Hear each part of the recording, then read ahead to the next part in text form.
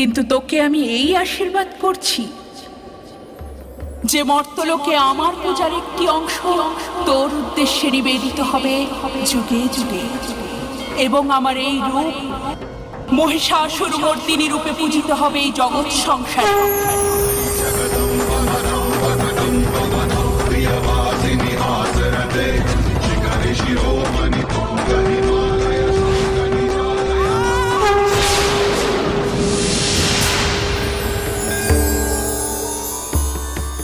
এই হলো মহিষাসুর মর্দিনীর গল্প।